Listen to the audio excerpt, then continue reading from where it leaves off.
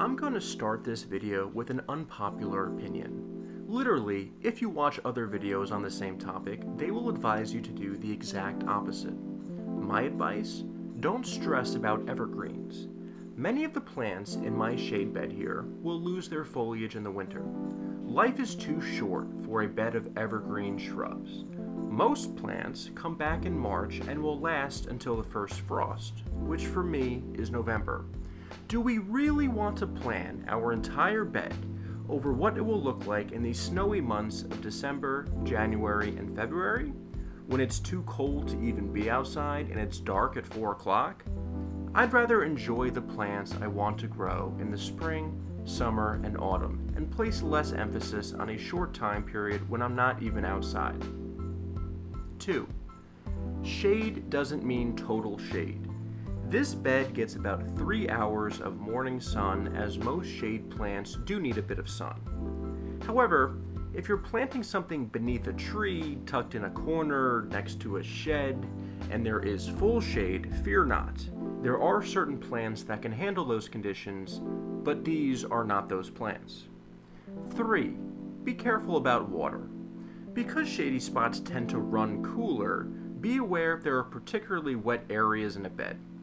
Most plants require well-drained soil to avoid fungal and bacterial diseases, unless those plants are found in swampy wetlands in nature. 4. Use color and be bold. We need to fight the stigma around shady beds. Bold colors aren't just for sunbeds. Many gorgeous, eye-catching plants prefer the shade and will showcase powerful blooms even with minimal sunlight. And 5, see if your plants are tolerating the shade. Plants have bad poker faces, and 2 visible signs of a plant being unhappy in the shade is 1, if they aren't growing, or 2, if they aren't blooming, because both processes require sunlight. Most plants will survive transplanting when done properly, but you may not have to travel far.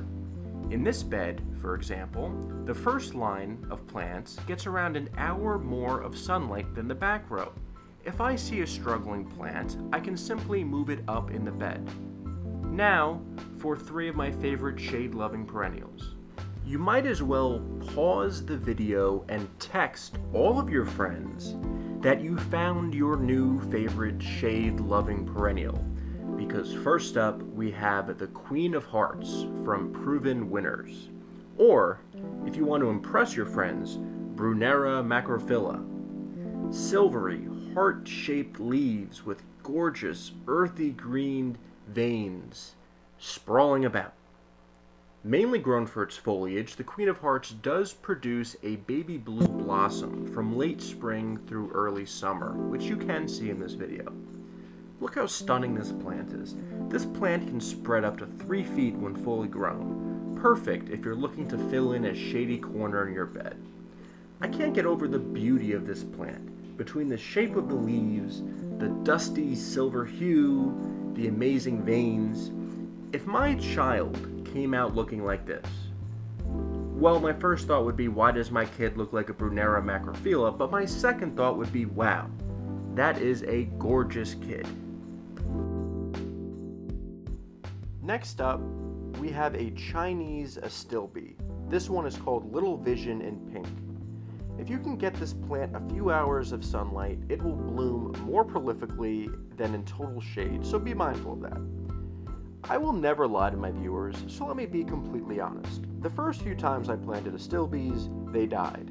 I'm pretty good with flowers, so I was confused. What was I doing wrong? Was it the pH of my soil? Perhaps a pest I didn't see? After months of research, meaning 6 minutes on Google, I realized it was much simpler. Astilbes need water. Lots of water. Seriously, Astilbes drink more than my cousin Matt, and that's saying something. Don't plant Astilbes in areas susceptible to drought, only where irrigation or a sprinkler can get to them. And don't tell yourself you'll water them by hand every day, because you know you won't. You also told yourself you'd text your mom once a week, and how's that going? Any discussion about Astilbes must include their famous blooms.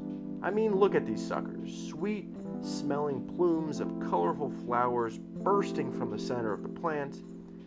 The blooms in my Astillbe here are actually past their prime and still look gorgeous. These blooms are like an all-you-can-eat buffet to pollinators, and I know bees don't technically eat them, but I like the line, so it's staying in. Lastly, we have coral bells, or if you'd like to impress your friends, Huechera. There are a few varieties I'm showing you here, but there are many more, not just in my garden, but in real life.